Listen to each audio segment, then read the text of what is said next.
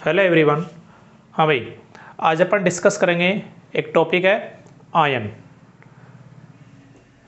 सबसे पहले देखते हैं कि आयन होता क्या है। देखिए, इसकी परिभाषा है कुछ यौगिक आवेशित कणों से बने होते हैं जिन्हें आयन कहते हैं। आवेशित कणों का मतलब है या तो उस पर धनावेश होगा या उस पर ऋणावेश होगा। जैसे फॉर एग्जांपल मैंने लिखा AB, ठीक है। AB पर मान लीजिए प्लस है, तो इसके अंदर कोई आयन आ गया क्या? अरे धनावेश या ऋणावेश कुछ आया है ना, तो ये क्या हो जाएगा? आयन हो जाएगा।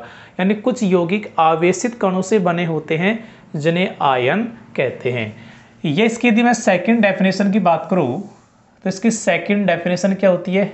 देखिएगा भाई, सेकंड डेफिनेशन होती है कि आयन एक आवेशित परमाणु अथवा परमाणुओं का एक ऐसा समूह होता है जिस पर नेट आवेश विद्यमान होता है। नेट आवेश का मतलब है कुल आवेश, यानी उसमें कुछ ना कुछ आवेश है, या तो प्लस या माइनस। जैसे मान लीजिए मैंने एक परमाणु लिखा A, या मैंने परमाणु को समूह लिख दिया जैसे BC, इस पर माइनस है। तो परिभाषा यह है कि आयन एक आवेशित परमाणु अथवा परमाणुओं का समूह। यहाँ पे दो परमाणु है, यहाँ पे एक परमाणु है। एक परमाणु पर भी आवेश है, दो परमाणुओं पर भी आवेश है। तो आयन एक आवेशित परमाणु अथवा परमाणुओं का एक ऐसा समूह होता है जिस पर नेट आवेश विद्यमान होता है, यानी उस पर कुछ ना कुछ आवेश होगा, चाहे प्लस का एक हो, प्लस का दो हो, माइनस का एक हो, माइनस का दो हो, कुछ ना कुछ होगा, आवेश विद्यमान होता है। यह नेट आवेश धनावेश या ऋणावेश कुछ भी हो सकता है। धनावेश भी हो सकता है, धनावेश का प्लस एक मतलब प्लस एक प्लस दो है, कुछ भी हो सकता है। यह ऋणावेश भी हो सकता है, ठीक है। नेट आवेश धनावेश होने पर आयन को धनायन कहेंगे और नेट आवेश ऋणावेश होने पर आयन को ऋणायन कहेंगे।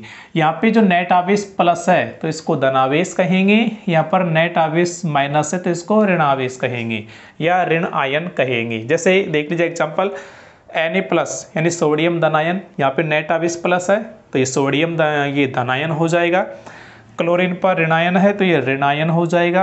अमोनियम पर प्लस है तो ये अमोनियम धनायन या अमोनियम आयन, ठीक है भाई। तो एक छोटी सी डेफिनेशन है पहले तो कि आयन क्या होंगे कि कुछ यौगिक ऐसे होते हैं जो आवेशित कणों से बने होते हैं। जो भी उसमें कण हैं उन पर या तो प्लस है या माइनस है, वो क्या कहलाएंगे? आयन कहलाएंगे। या आयन एक आवेशित परमाणु अथवा परमाणुओं का एक ऐसा समूह होता है जिस पर नेट आवेश विद्यमान होता है, यानी कुछ न कुछ आवेश होगा, जो धनावेश भी हो सकता है, ऋणावेश भी हो सकता है। यदि नेट आवेश धनावेश होगा तो उसे धनायन कहेंगे और नेट आवेश ऋणावेश होगा तो उसे ऋणायन कहेंगे।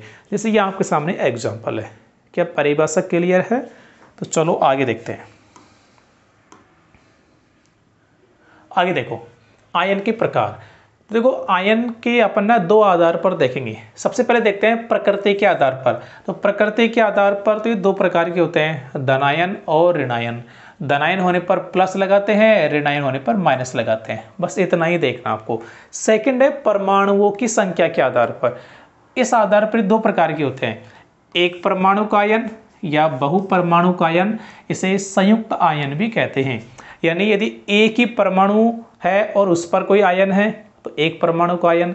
यदि एक से अधिक परमाणु मिलकर कोई बना रहे हैं और उस पर आयन है तो बहुपरमाणु का आयन। अब एक एक के बारे में डिस्कस करते हैं। सबसे पहले देखते हैं एक परमाणु का आयन।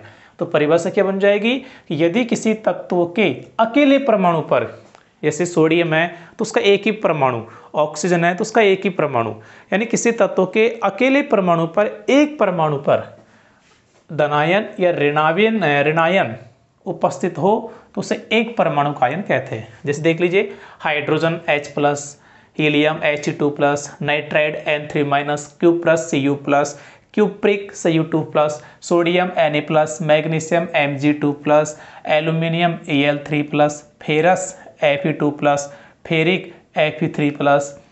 अब मेरी बात सुनना भाई, इसको नाइट्राइड बोल दिया, इसको क्यूप्रस बोला है, इसको क्यूप्रिक बोला है, इसको फेरस बोला है, इसको फेरिक बोला है। और भी होते हैं जैसे Hg+, इसको मर्क्यूरस बोलते हैं, मर्क्यूरस बोलते हैं इसको।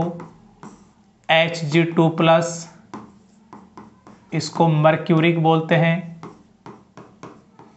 ठीक है, तो मर्क्यूरस कब बोलेंगे, मर्क्यूरिक कब बोलेंगे, फेरस कब बोलेंगे, फेरिक कब बोलेंगे, क्यूप्रस कब बोलेंगे, क्यूप्रिक कब बोलेंगे, नाइट्राइड N3-, इसके अलावा जैसे सल्फाइड होता है H2-, इसको बोला जाता है सल्फाइड। क्या बोला जाता है भाई, सल्फाइड। जैसे होता है O2-, इसको बोला जाता है ऑक्साइड। क्या बोला जाता है भाई, ऑक्साइड। जैसे P3-, इसको बोलते हैं फॉस्फाइड। ठीक है भाई, तो क्या क्या आपने बोला, कैसे बोला, एक छोटा सा टॉपिक होता है संयोजकता वैलेंसी। यदि आप लोग कहेंगे तो टॉपिक मैं आपको करा दूंगा, एकदम सिंपल सा टॉपिक, उसकी सारी बेसिक चीज़ें मैं आपको सिखा दूंगा। ठीक है, तो कब तो जैसे इसको सल्फाइड बोल रहे हैं, इसको मर्क्यूरस बोल रहे हैं, मर्क्यूरिक बोल रहे हैं, क्यों बोल रहे हैं, उसका रीजन उसके अंदर आ जाएगा। ठीक है, तो आप लोग यदि चाहिए तो आप लोग कमेंट कर देना, संयोजकता वाला एक टॉपिक लेके आऊँगा, उसमें सारी बेसिक चीज़ें क्लियर हो जाएगी। ठीक है, कब मर्क्यूरस बोलेंगे, कब मर्क्यूरिक बोलेंगे, कब फेरस बोलेंगे, कब फेरिक बोलेंगे, कब नाइट्राइड बोलेंगे, कब सल्फाइड बोलेंगे, कब ऑक्साइड बोलेंगे, ये सारी चीज़ें मैं आपको सिखा दूंगा।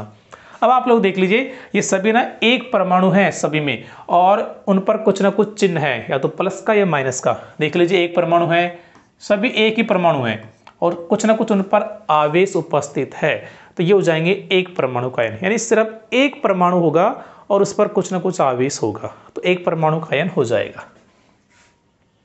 नेक्स्ट देखो, बहुपरमाणु का आयन। परिभाषा कैसे बनेगी, देखो, बहु का मतलब होता है समूह, परमाणु का मतलब परमाणु, और आयन का मतलब या तो धनायन या ऋणायन।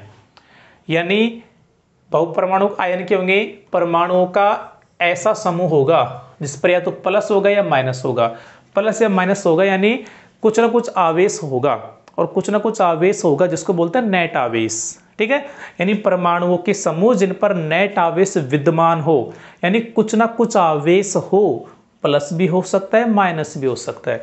तो इसी से ना डेफिनेशन बन गई। दोबारा देख लीजिए, बहु का मतलब होता है समूह, परमाणु का मतलब परमाणु, आयन का मतलब या तो धनायन या ऋणायन।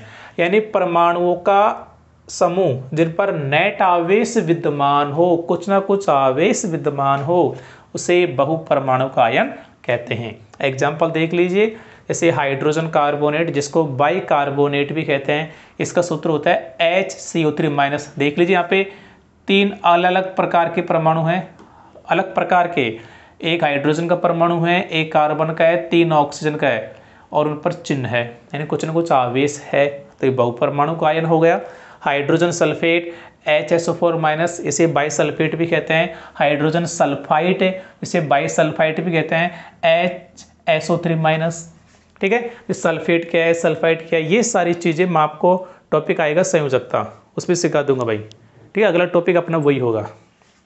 आगे और एग्जांपल देखिए, carbonate CO3-2-, cyanide CN-, acetate CH3COO-, nitrate NO3-, nitrite NO2-, ammonium NH4+, hydroxide OH-, aluminate ion AlO2-, phosphate PO4-3-, phosphide PO3-2-, sulphate SO4-2-, sulphide SO3-2-, thiosulphate H2O3-2-, dichromate Cr2O7-2-। आगे देखिए, परमैग्नेट आयन का है MnO4-, zincate का है ZnO2-।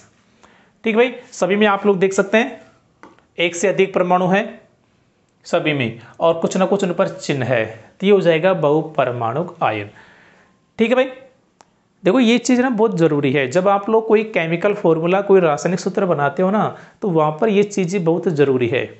अपना अगला जो video होगा वो संयोजकता से संबंधित होगा, वहाँ पर आप लोगों ने ये सारी चीज़ें भी सीखेंगे। ये सल्फेट कब बोलेंगे, सल्फाइड कब बोलेंगे, बाइकार्बोनेट कब बोलेंगे, कार्बोनेट कब बोलेंगे। ठीक है, इसके अलावा जैसे फॉस्फेट कब बोलेंगे, फास्फाइड कब बोलेंगे, नाइट्रेट कब बोलेंगे, नाइट्राइट कब बोलेंगे, ये सारी चीज़ें मैं आपको उसमें सिखाऊंगा संयोजकता वाले टॉपिक में।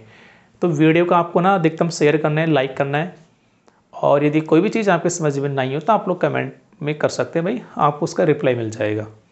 और एक खास बात कि भाई देखिए ना, लोग बाग वीडियो तो देखते हैं लेकिन ना सब्सक्राइब नहीं करते हैं, तो आपको चैनल को सब्सक्राइब ज़रूर कर लेना है। और इसी तरह की जो बेसिक केमिस्ट्री, बेसिक साइंस, चाहे वो बायो हो, केमिस्ट्री हो, फिजिक्स हो, उससे संबंधित जो बेसिक टॉपिक्स होते हैं वो सारी चीज़ें आपको धीरे धीरे मिलते जाएगी। इसके लिए आप क्या करना है, चैनल को सब्सक्राइब करना है, बेल आइकन को प्रेस करना है भाई, ताकि जैसे ही हमारा कोई वीडियो अपलोड होगा आप तक नोटिफिकेशन आ जाएगा भाई। ठीक है, तो वीडियो कैसे लगा लाइक करके बताना। Thank you.